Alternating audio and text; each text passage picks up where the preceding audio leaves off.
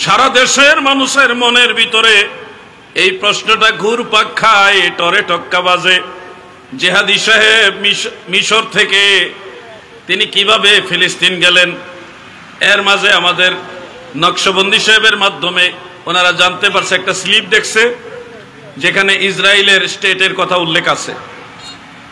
এখন মানুষের মনে প্রশ্ন, আপনারা ফিলিস্তিন যাবেন, তাহলে ইসরায়েল কেন?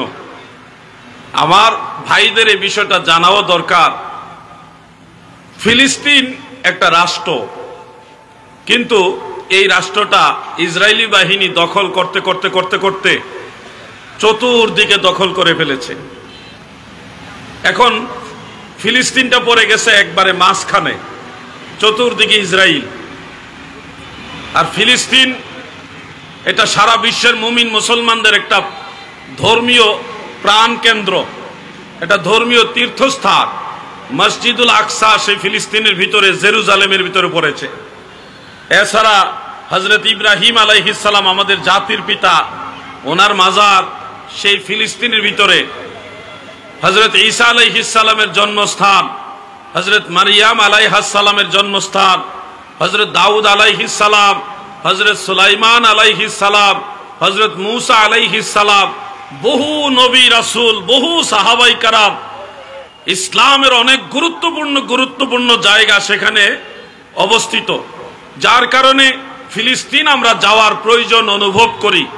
আমি আপনাদের কাছে জানতে চাই, যদি সুযোগ পাইতেন মসজিদুল আকসায় ফিলিস্তিন যাইতেন কিনা?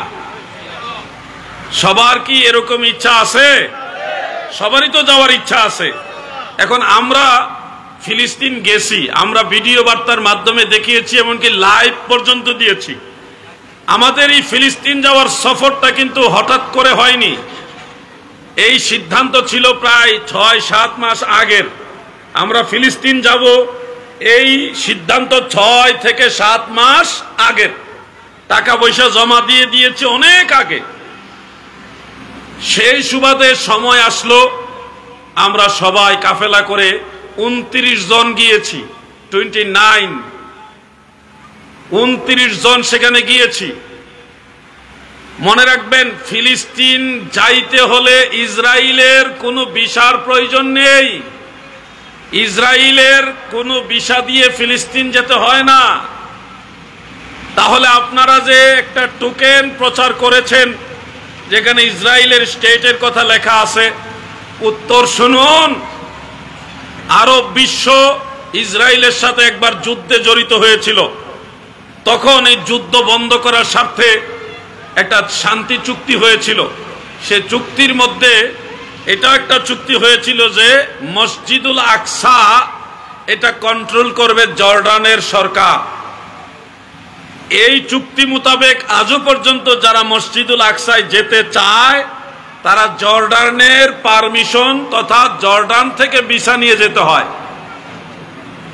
আমরাও সেই ধারাবাহিকতায় জর্ডান থেকে মসজিদুল আকসায় যাওয়ার পারমিশন তথা ভিসা সেটা নিয়ে ওইখানে রওনা দিয়েছি আল আকসা মসজিদের উদ্দেশ্যে। এখন যেতে হলে আপনাকে অবশ্যই সেই ইসরায়েলের এরিয়া ক্রস করতে হবে, এছাড়া বিকল্প কোনো রাস্তা আপনার হাতে নাই। আপনি যদি বলেন আমি সৌদি আরব যাব কিন্তু ইন্ডিয়ার উপর দিয়ে যাব না, তাহলে এক ধরনের একটা কষ্টদায়ক বিষয়টা। সেই বঙ্গোপসাগর পার হইয়া তাও তো ইন্ডিয়ার সাগর পড়তেও পারে। আপনি যদি বলেন আমি সৌদি আরব যাব, ভারত পাকিস্তানের আকাশ ব্যবহার করব না, এটা এক ধরনের আমাদের জন্য অসম্ভব। ফিলিস্তিন যেতে হলে অবশ্যই আপনাকে ইসরায়েলের বর্ডার ক্রস করে যেতে হবে।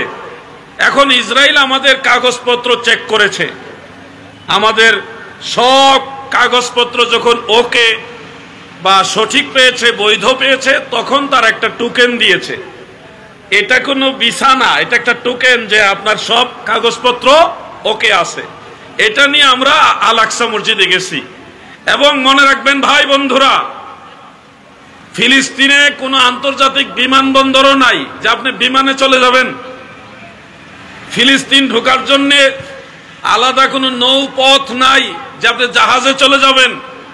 ওখানে যেতে হলে অবশ্যই আপনাকে বাই রোডে যেতে হবে, এবং বাই রোডে যাওয়ার পথে অবশ্যই আপনাকে ইসরায়েলের যে দখলের এরিয়াগুলি ক্রস করে যেতে হবে। সেক্ষেত্রে আপনার বৈধতা হবে, জর্ডান সরকার যদি আপনাকে অনুমতি দেয় তাহলে যেতে পারবেন। আমরা ওইভাবে গেছি। বিষয়টা কি ক্লিয়ার হয়েছেন? আমাদেরকে যারা বলছেন ইসরায়েল গেছেন কেন, তাদেরকে বলবেন হজ করছেননি? জি। তো হজে গেছেন, ভারতের উপর দিয়ে গেছেন কেন? স্লোগান তো দেন দিল্লি না ঢাকা, ঢাকা ঢাকা। তো দিল্লি যেহেতু পছন্দ করেন না, হজে যাওয়ার সময় তো দিল্লি আর মুম্বাইয়ের উপর দিয়ে যাওয়া লাগে, কেন যান ওখানে ভারতের উপর দিয়া? এগুলি হলো এক শ্রেণীর মানুষ, সমালোচনার কোনো ক্লো পায় না। তো আর এমন এক টাইমে গেছি মিয়া ভাই, কি একটা টাইম জানেন, যেই টাইমে তার একটা ভুয়া মসজিদের ভিডিও চিত্র প্রকাশ করছে যে আল আকসা মসজিদ ভেঙে ফেলছে। নিশ্চয়ই আপনাদের কাছে ভিডিওগুলি এসছে। একটা গ্রাফিক্স এআই প্রযুক্তি দিয়ে একটা গ্রাফিক্স তৈরি করেছে, ছবি, যেখানে দেখাচ্ছে মসজিদুল আকসা ভেঙে ফেলেছে। ভিডিও প্রচার করতেছে আল আকসা মসজিদ ভেঙে ফেলেছে। আল্লাহর কি দয়া, ওই এট এ টাইম আমরাও মসজিদুল আকসায়, আমরা তো আর তাদেরকে মিন করে ওখানে যাই নাই। আমাদের প্ল্যান আগের থেকেই, 6-7 মাস আগের থেকে প্ল্যান, আমরা আল আকসা যাবো। মানে বেটে বলে মিলে গেছে আর কি। যেই সময় তারা ব্যবসা করবে, আল আকসা মসজিদ ভেঙে ফেলছে, তোমরা টাকা দাও, আমরা টাকা পাঠাবো, এই ব্যবসা যখন তারা রমরমা করবে, ঠিক এই টাইমে আল্লাহ তাআলার দয়ায় আমরা আল আকসা মসজিদে হাজির। এখন আমাদের আত্মীয় স্বজনরা আমাদের জিজ্ঞাসা করে, আপনারা কই গেলেন? মসজিদুল আকসা তো ভেঙে ফেলছে, আপনারা কই গেলেন? তা আমরা কই না ভাঙছে না। এখন একটা আমাদের আত্মীয় স্বজন, বন্ধু বান্ধব, ফ্রেন্ড সার্কেল যারা আছে, তাদেরকে জানান দিলাম যে আল আকসা মসজিদ ভাঙে নাই, অক্ষত আছে, এটা নিরাপদ আছে, ভাঙে নাই। যুদ্ধ চলতেছে হলো রাফা এবং গাজায়, ওইখানে যুদ্ধ চলতেছে। আমাদের মেসেজটা ক্লিয়ার। এখন এই মেসেজ দেওয়ার কারণে ওই যে আল আকসা মসজিদ ভাঙ্গার ভিডিও এবং ছবি যারা প্রচার করছে, এই ব্যবসায়ীদের ব্যবসার মধ্যে ঠাড়া পড়ছে। কি পড়ছে? ঠাড়া পড়ছে। এই আমাদের বিরুদ্ধে লেগে গেছে, ভণ্ড আলাউদ্দিন জাহাদি, ভণ্ড নকশবন্দি, এই গালাগালি শুরু করছে। আরে আমরা কি মিথ্যা কথা বলছি? আমাদের সুন্নিদের মাঝে দুই একজন কয়, যদিও মসজিদুল আকসা ভাঙছে না, আপনাদের এটা বলার দরকার আছিল কি? হ্যাঁ, মসজিদুল আকসা ভাঙ্গে নাই, আমরা নিজের চোখে দেখতেছি, পরের চোখে না, মিডিয়াতে না, ডাইরেক্ট ওখানে নামাজ কালাম পড়তেছি, ভাঙে নাই। সারা বাংলাদেশ প্রচার করে ফেলছে মসজিদুল আকসা ভেঙে ফেলছে। এরপরও আমরা কেন বললাম যে ভাঙে নাই? এইটা হয়েছে আমাদের দোষ। এই দোষটা ঠিক আছে না? আমরা সুন্নি মুসলমান পীর মুর্শিদ আউলিয়া ইকরামের উরুস উদযাপন করা বিশ্বাস করি, এবং সেটা মনে প্রাণে ভালোবেসে ধর্মীয় ভাব গাম্ভীর্যের সাথে উদযাপন করে ইসালে সওয়াব করে বিভিন্ন নেক আমল করে থাকি। এই উরুসটা ইসলামী শরিয়ার দৃষ্টিতে জায়েজ নাকি নাজায়েজ, এই বিষয়টা আপনাদেরকে একটু খোলাসা করার দরকার। যেহেতু একজন বুজুর্গ ব্যক্তিকে স্মরণ করে উরুস উপলক্ষেই এই অনুষ্ঠানটা আয়োজন করা হয়েছে। যুবক ভাইদের দৃষ্টি আকর্ষণ করছি, আপনারা একটু মনোযোগী হয়ে কথাটা শুনুন।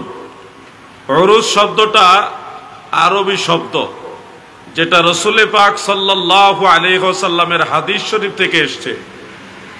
এই উরুস শব্দটা নবীজির হাদিস শরীফ থেকে এসেছে।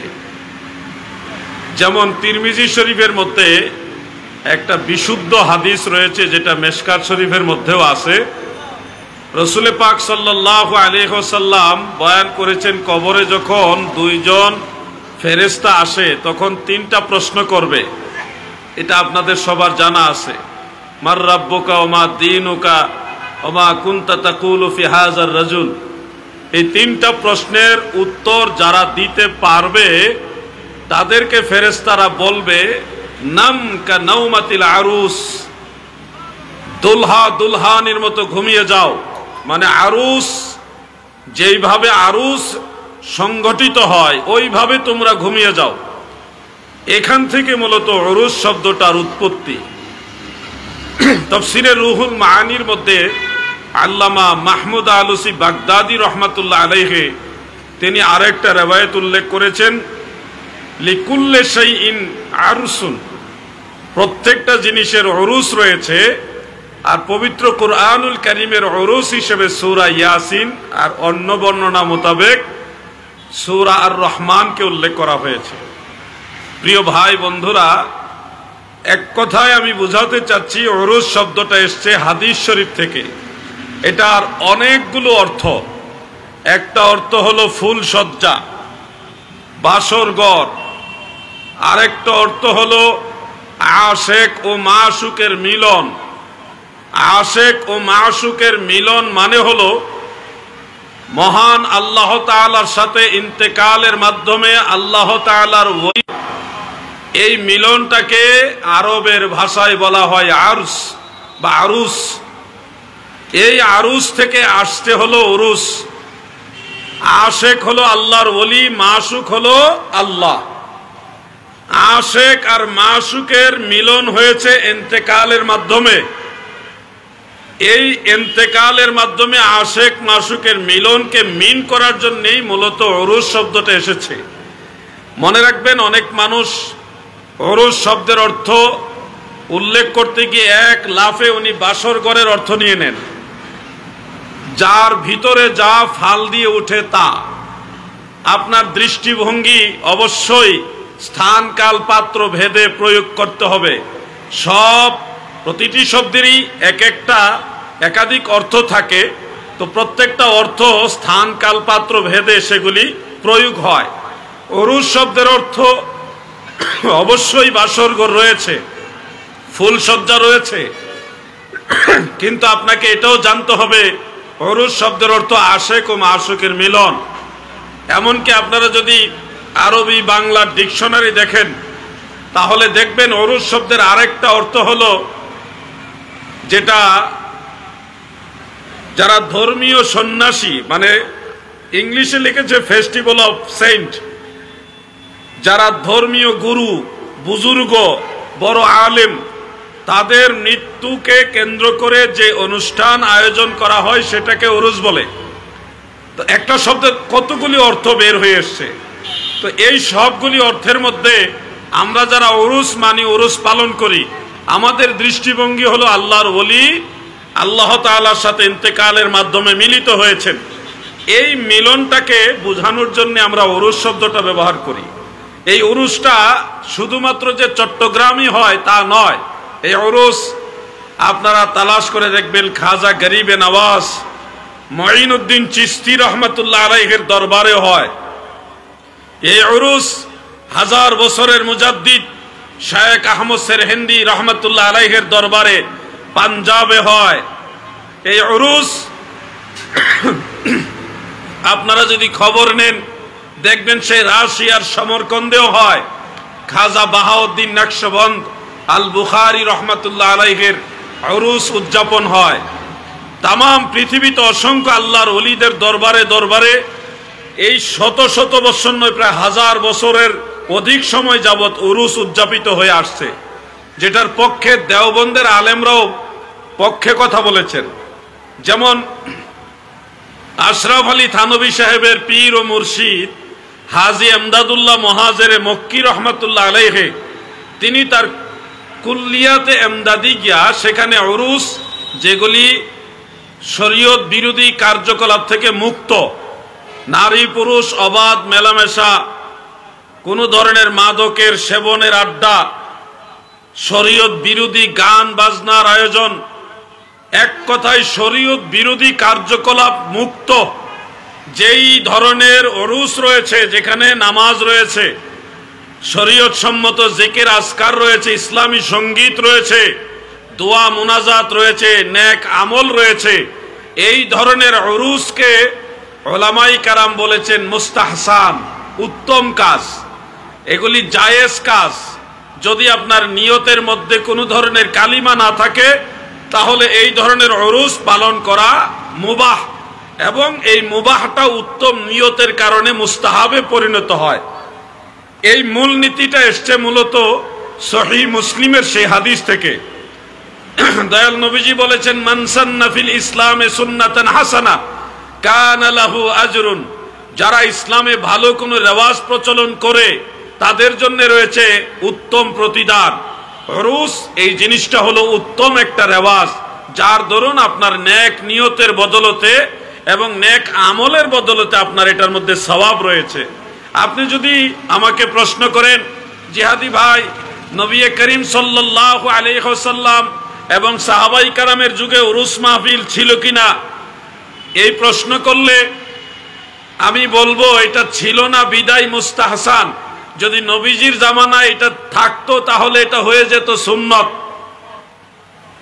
এখন যদি বলেন নবীজির জামানায় যে উরুস ছিল না সেটা আমরা কেন করব, এই এক প্রশ্নে আপনি নিজেও বিপদে পড়বেন। কেন পড়বেন? আপনি তালাশ করে দেখবেন বর্তমানে তাফসীরুল কোরআন মাহফিল হয় কিনা, বলেন ওয়াজ মাহফিল হয় কিনা? এটাও তো একটা মাহফিল। সিরাতুন নবী মাহফিল হয়, বিভিন্ন ব্যানারে বিভিন্ন মাহফিল হয়, টঙ্গীতে বিশ্ব ইজতেমা হয়, অলরেডি চট্টগ্রামে দাওয়াত ইসলামের ইজতেমা চলতেছে। এই যে ইজতেমা বা ওয়াজ মাহফিল, তাফসীরুল কোরআন মাহফিল, সিরাতুন নবী মাহফিল, এগুলো আপনি কি সরাসরি নবীজির জামানায় এই সিস্টেমে দেখাতে পারবেন? পারবেন না দাদু। কোরআনের তাফসীর নবীজি করেছেন, কিন্তু প্রচলিত সিস্টেমের যে তাফসীরুল কোরআন মাহফিল এইভাবে নবীজি করেন নাই। রসুল পাকের সাহাবীগণ রসুল পাকের হাদিসের বয়ান করেছেন, কোরআনের তাফসীর করেছেন, কিন্তু আমরা যেই সিস্টেমে দরসুল কোরআন, দরসুল হাদিস, তাফসীরুল কোরআন মাহফিল করি, এইভাবে সাহাবায়ে কেরাম করেননি। তার মানে মূল জিনিসটা নবীজি করেছে, সাহাবায়ে কেরাম করেছে, প্রচলিত রূপটা নবীজিও করেন নাই, সাহাবায়ে কেরামও করেন নাই। তো এই যে উরুসের মধ্যে মূল যে জিনিসটা হয় সেখানে কোরআন তেলাওয়াত হয়, উরুস মাহফিলের মধ্যে কোরআন তেলাওয়াত হয়, জিকির আজকার হয়, জামাতের সাথে নামাজ হয়, সেখানে দোয়া মুনাজাত হয়, ওয়াজ মাহফিল হয়, আলোচনা হয়, শেষে আখিরি মুনাজাত করে তবরক বিতরণ হয়। এই প্রতিটি কাজই কোরআন হাদিস দ্বারা প্রমাণিত এবং উত্তম কাজ। এই মূল জিনিসটা হলো সরাসরি কোরআন হাদিস দ্বারা প্রমাণিত, আর প্রচলিত উরুস মাহফিলের রূপটা হলো উত্তম রীতি, উত্তম রেওয়াজ, সুন্নতে হাসানার অন্তর্ভুক্ত বিধায়। যেই নীতিতে, যেই উসুলে, যেই মূল নীতিতে আপনার তাফসীরুল কোরআন মাহফিল জায়েজ হচ্ছে, যেই নীতিতে আপনার সিরাতুন নবী মাহফিল জায়েজ হচ্ছে, যেই নীতিতে আপনার বিশ্ব ইজতেমা জায়েজ হচ্ছে, যেই নীতিতে আপনার চরমুনার 3 দিনের মাহফিল জায়েজ হচ্ছে, ঠিক ওই মূল নীতিতে উরুস মাহফিলও জায়েজ হচ্ছে। এখন ভাই বাবারা হিংসা করে বা গায়ের জোরে আপনি বলবেন উরুস বিদআত, এটা হলো গায়ের জোরে বলতে পারবেন, কিন্তু আপনি যদি গভীরভাবে চিন্তা করেন, ইসলাম এমন কোন ধর্ম না যেটা যুগের চাহিদা অনুযায়ী অনেক গুরুত্বপূর্ণ বিষয় সমাধান দিতে পারে না।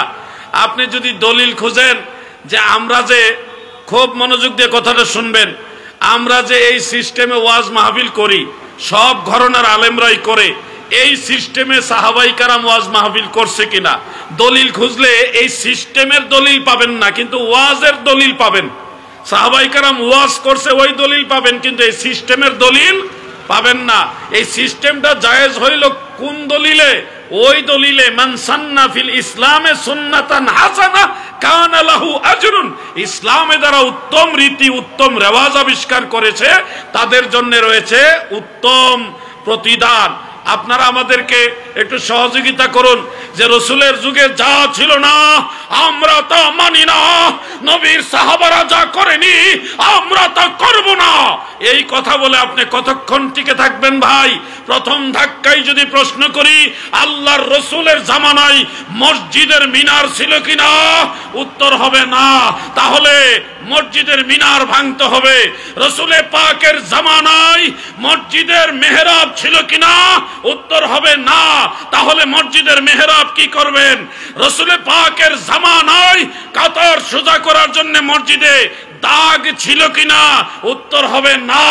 তাহলে মসজিদের কাতার সোজা করার দাগ কি করবেন? আপনি তো জোর গলায় বলেছেন নবীর জামানায় যা ছিল না তা মানি না। ও ভাই, নবীর জামানায় 40 দিনের চিল্লা মসজিদে মসজিদে ঘুরে ঘুরে ছিল কিনা? উত্তর হবে না। নবীর জামানায় কাস্ট করার সিস্টেম ছিল কিনা? উত্তর হবে না। নবীর জামানায় এই যে মসজিদে ঘুরে ঘুরে আপনারা দিনের দাওয়াতের নামে ঘুমাচ্ছেন, ইতিকাফের নামে এই রেওয়াজ ছিল কিনা? উত্তর হবে না।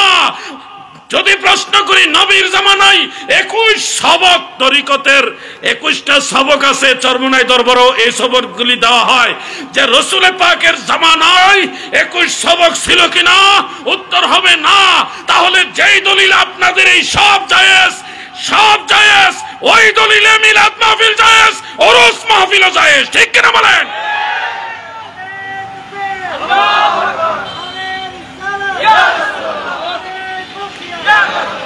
প্রিয় ভাই আমার, মূলনীতি উসুল জানতে হবে। বাড়াবাড়ি কাম্য নয়। যে যতটুকু পারেন নেক আমল করেন, নেক আমল করেন, আল্লাহ তাআলা রাজি খুশি হোক, এটাই আমরা চাই। এখানে একটা জিনিস দেখলাম, শাহ সুফি সৈয়দ মনিরুল্লাহ রহমতুল্লাহ আলাইহি, তিনার মাজার শরীফটা হলো রাস্তার মোটামুটি মিডলে। এই দৃশ্যটা দেখে আমার মনে পড়লো জর্ডানে হযরতে আবু দারদা রাদিয়াল্লাহু আনহুর মাজার আছে। তেনার মাজার শরীফটাও রাস্তার মাঝখানে, তাও এটা এমন রাস্তা যে রাস্তায় ট্রেনের লাইনও আছে আবার বাসের লাইনও আছে। এই ট্রেন এবং বাস দুই রাস্তায় দুই পাশ দিকে এইভাবে ঘুরিয়ে নিয়ে তারপরেও হযরত আবু দারদা রাদিয়াল্লাহু আনহুর মাজার শরীফকে মাঝখানে ঠিক রেখেছে। আরব বিশ্বের অন্যতম গুরুত্বপূর্ণ একটা রাষ্ট্র হলো জর্ডান। সেই জর্ডানে রাস্তার মাঝখানে মাজার আছে এবং সেই মাজারকে তারা রাষ্ট্রীয় যত্নে সেটা খেয়াল করছে। আমরা সেই মাজার জিয়ারত করে আসছি। মিশরের কারি সাহেবদের তেলাওয়াত এত সুন্দর কেন, এই রহস্যটা উদ্ঘাটন করলাম এবার, যে কেন সারা পৃথিবীর সব কারি সাহেবদের চেয়ে মিশরের কারি সাহেবদের তেলাওয়াত এত সুন্দর। হাকিকত খুঁজে দেখি, মিশরে দয়াল নবীজির দুইজন কারি সাহাবী এসেছিলেন। একজন হলো হযরতে উকবা বিন আমির রাদিয়াল্লাহু আনহু, আরেকজন হলো হযরতে আবু দারদা রাদিয়াল্লাহু তাআলা আনহু। ওনারা নবীজির সাহাবী এবং নবীজির জবান থেকে কোরআন শিখে কারিউল কোরআন হয়েছে, কোরআনের কারি ছিলেন। ওনাদের থেকে কোরআন শিখতে শিখতে এই 1400 বছর যাবত মিশরের মুসলমানরা পৃথিবীর সব রাষ্ট্রের চেয়ে সবচেয়ে বেশি সুন্দর তেলাওয়াতকারী হয়েছে দুই সাহাবীর বরকতে। মারহাবা বলেন। এই আল্লাহর ওলিদের বদলতে আমরা যারা আছি বাংলাদেশে, ভারতবর্ষে, আল্লাহর ওলিদের বদলতে আমরা ধর্মের যে মূল নির্যাস তাসির এটা পেয়েছি। আল্লাহ যেন ওলি আল্লাহদের পথে আমাদের কবুল করে, বলেন আমিন।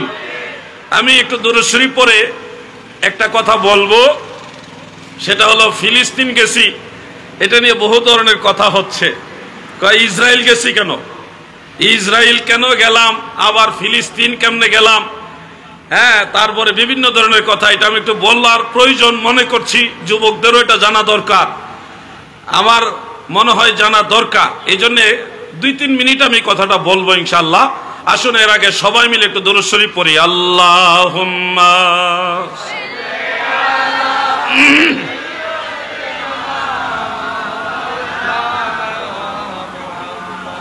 ওয়া আলা আলি সাইয়্যিদিনা। যুবক ভাইরা কি দুর্বল হয়ে গেছেন? আওয়াজেও তো দুর্বল। নবীজির দুরূদ শরীফের আওয়াজ আপনারা যদি আর একটু মহব্বতে দেন তাহলে বুঝবো আপনারা দুর্বল হননি। মহব্বতে আল্লাহুম্মা সাল্লি, মারহাবা, মাশাআল্লাহ, ওয়া আলা আলি সাইয়্যিদ।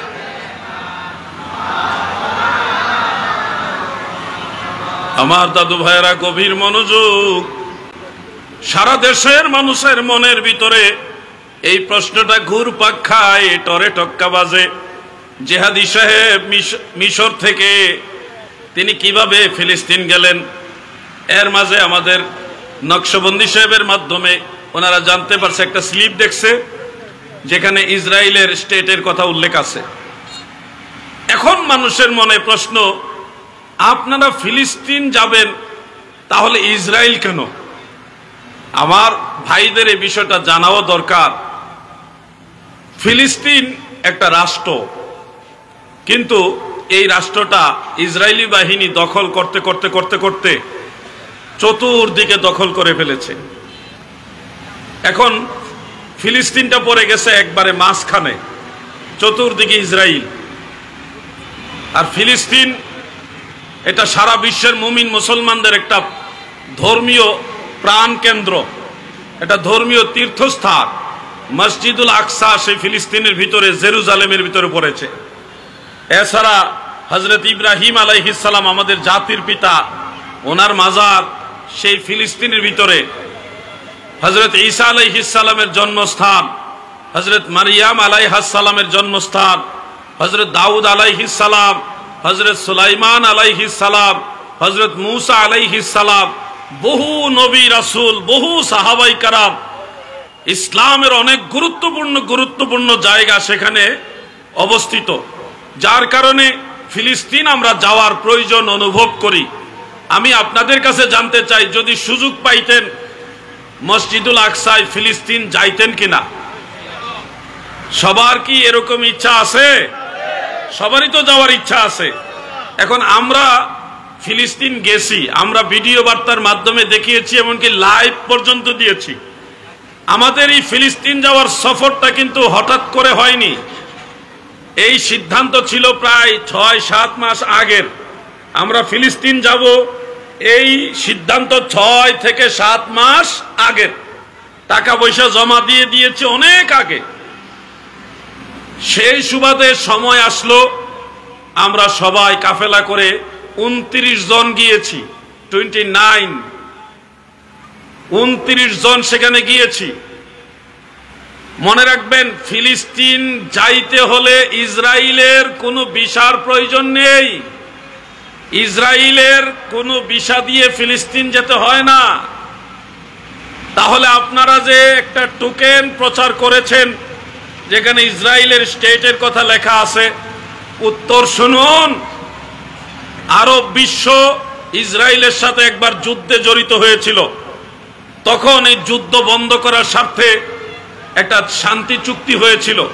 সে চুক্তির মধ্যে এটা একটা চুক্তি হয়েছিল যে মসজিদুল আকসা এটা কন্ট্রোল করবে জর্ডানের সরকার। এই চুক্তি মোতাবেক আজও পর্যন্ত যারা মসজিদুল আকসায় যেতে চায় তারা জর্ডানের পারমিশন তথা জর্ডান থেকে ভিসা নিয়ে যেতে হয়। আমরাও সেই ধারাবাহিকতায় জর্ডান থেকে মসজিদুল আকসায় যাওয়ার পারমিশন তথা ভিসা সেটা নিয়ে ওইখানে রওনা দিয়েছি আল আকসা মসজিদের উদ্দেশ্যে। এখন যেতে হলে আপনাকে অবশ্যই সেই ইসরায়েলের এরিয়া ক্রস করতে হবে, এছাড়া বিকল্প কোনো রাস্তা আপনার হাতে নাই। আপনি যদি বলেন আমি সৌদি আরব যাব কিন্তু ইন্ডিয়ার উপর দিয়ে যাব না, তাহলে এক ধরনের একটা কষ্টদায়ক বিষয়টা।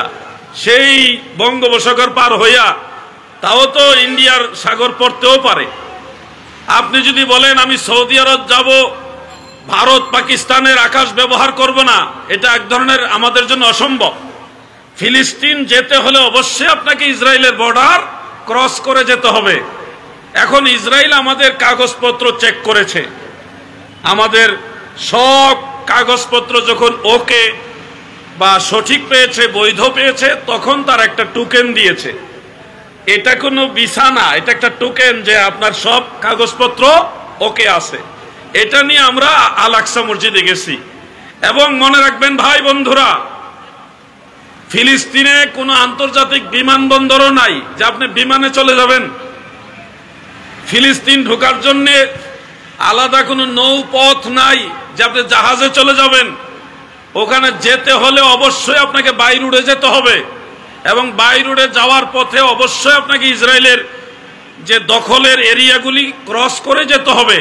সেক্ষেত্রে আপনার বৈধতা হবে, জর্ডান সরকার যদি আপনাকে অনুমতি দেয় তাহলে যেতে পারবেন। আমরা ওইভাবে গেছি।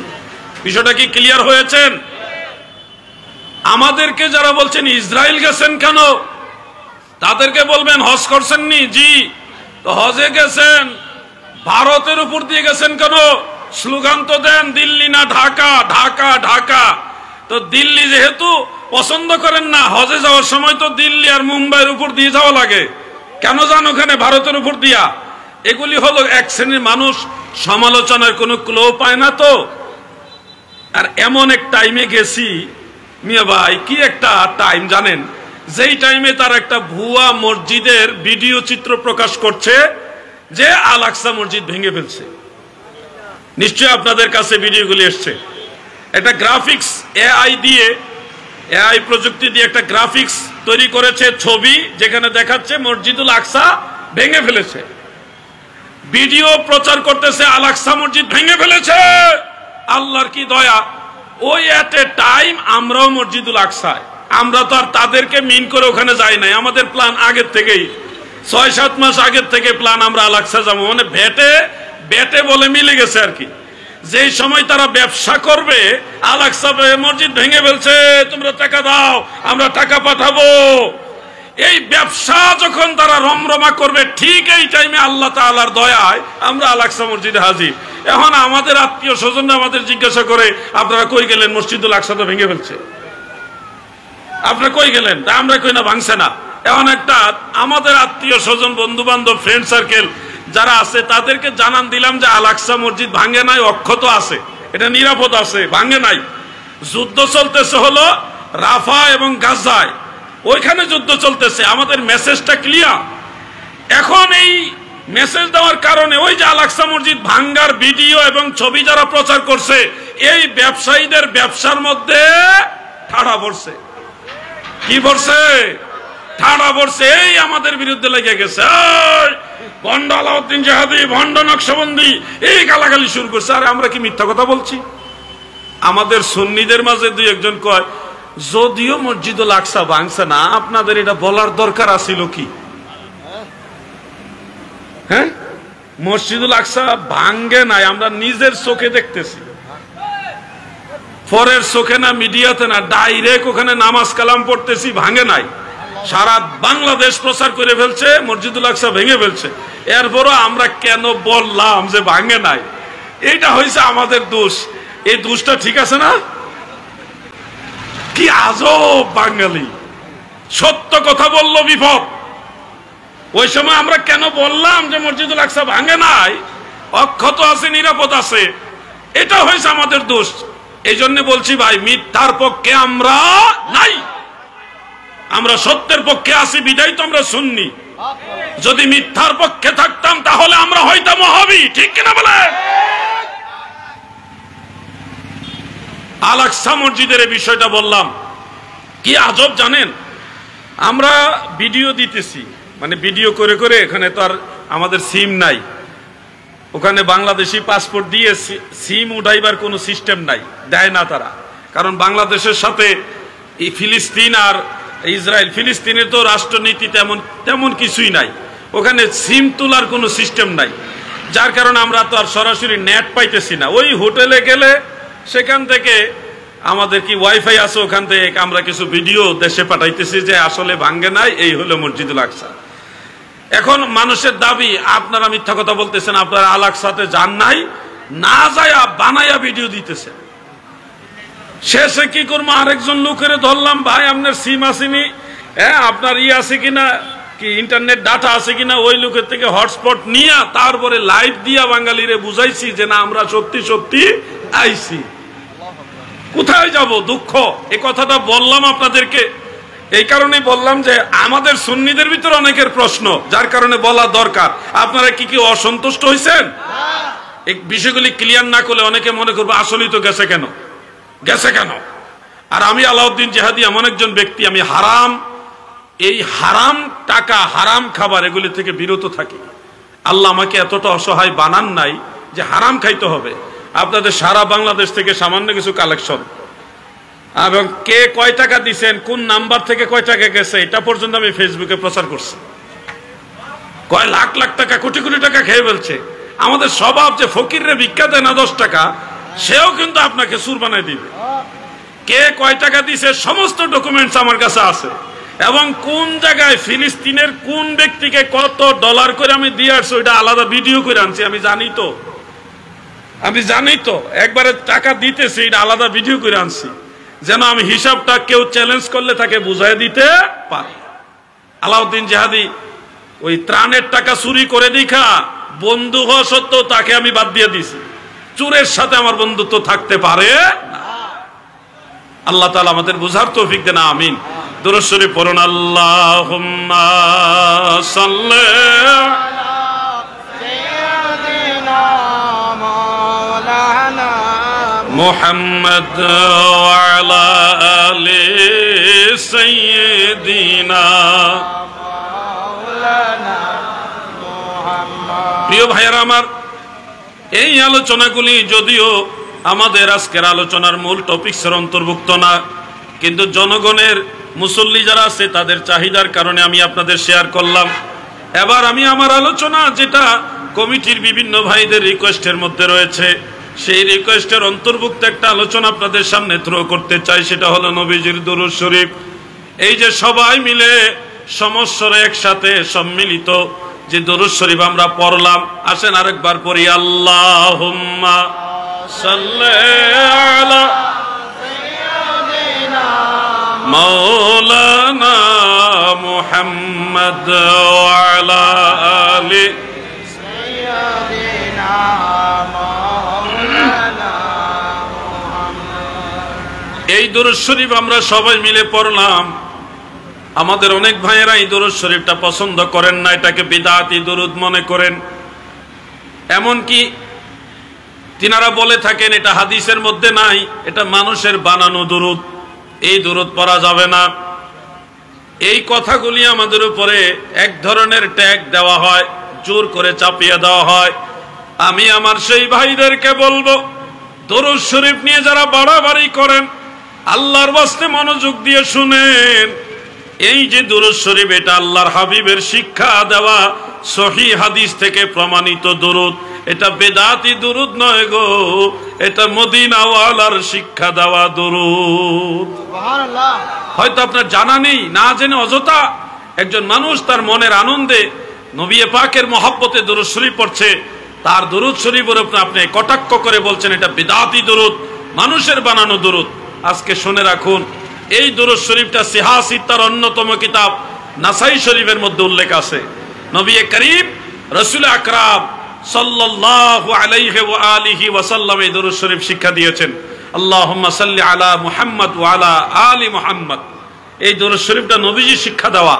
সেই দুরূদ শরীফের মাঝখানে সাইয়্যিদিনা মাওলানা, নবীজির দুইটা সিফতি নাম বা নবীজির দুইটা সিফত ব্যবহার করে আমরা পড়ি।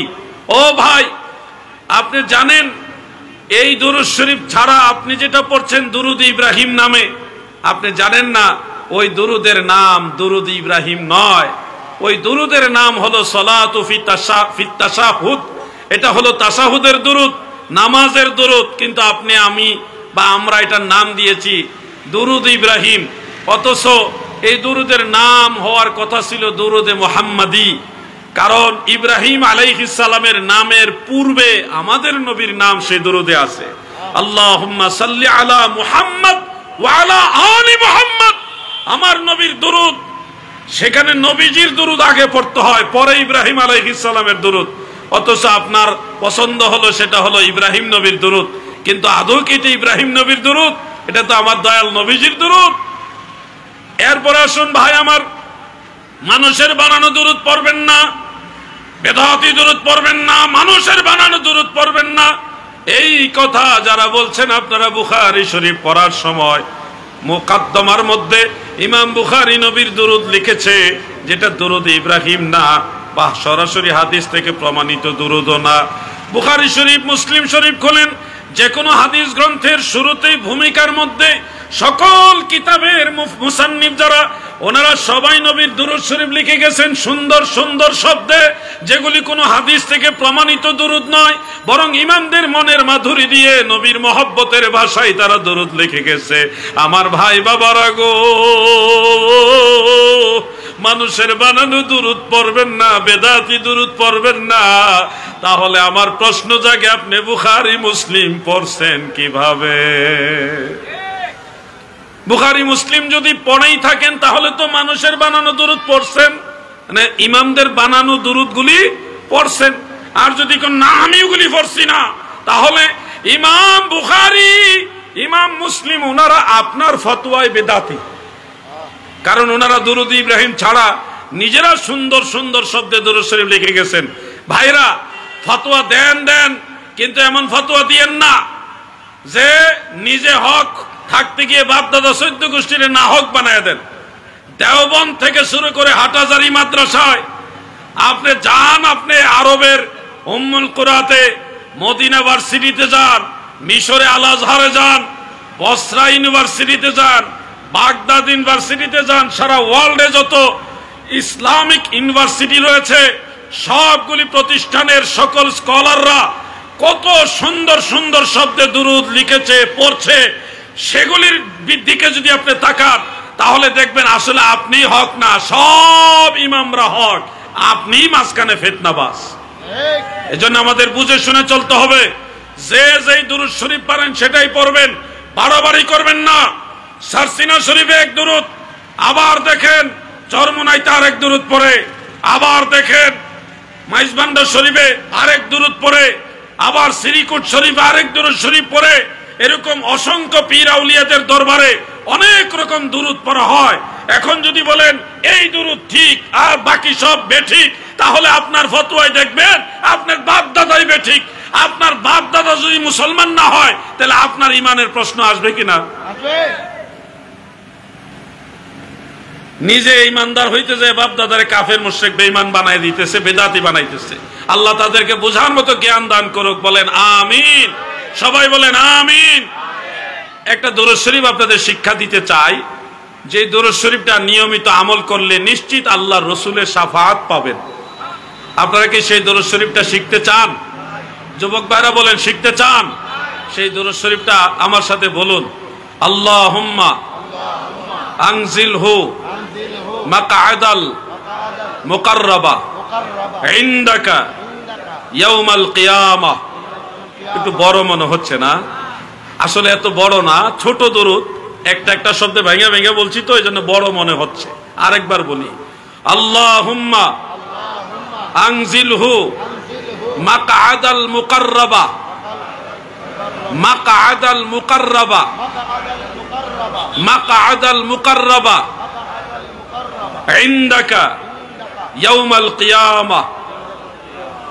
একটু ট্রাই করেন, আমি এক লাইনে বলি, আপনারা আবার শুনুন। আল্লাহুম্মা আনজিলহু মাকআদাল মুকাররাবা ইনদাকা ইয়াউমাল কিয়ামাহ। ছোট্ট একটা দুরূদ, যখন শিখে ফেলবেন দেখবেন এক লাইনও না, ছোট একটা দুরূদ। আল্লাহুম্মা আনজিলহু মাকআদাল মুকাররাবা ইনদাকা ইয়াউমাল কিয়ামাহ। এই দুরূদ শরীফটা যারা পড়বে, মিশকাত শরীফের মধ্যে উল্লেখ, আমার দয়াল নবী বলেন ওয়াজাবাত লাহু শাফাআতি, হাসর ময়দানে তাকে শাফাআত করা আমি রাসূলুল্লাহর জন্য ওয়াজিব, তাকে অবশ্যই জান্নাতে নিয়ে যাব। সুবহানাল্লাহ বলেন। এই দুরূদ শরীফটা নিজেরা পড়বেন, নিজেদের পরিবারের সদস্যা সবাইকে শিখাবেন। দুরূদ শরীফ পড়েন, অন্য কোন দুরূদ শরীফ জানা থাকলে সেটাও পড়বেন। যে দুরূদের বিরুদ্ধে ফতোয়া দেয় তাকে এড়িয়ে চলুন। সে আপনার আমলকে বাধাগ্রস্ত করতে চায়, সে আপনার আখিরাত ধ্বংস করতে চায়, সে আল্লাহর রাসূলের সাথে আপনার সম্পর্ক নষ্ট করতে চায়। এজন্য আপনারা সতর্ক থাকবেন। সুন্নি মুসলমান বেশি বেশি দুরূদ শরীফ পছন্দ করে কিনা? মাহফিলে বলেন, মজলিসে বলেন, সুযোগ পাইলে দুরূদ শরীফ পড়ে।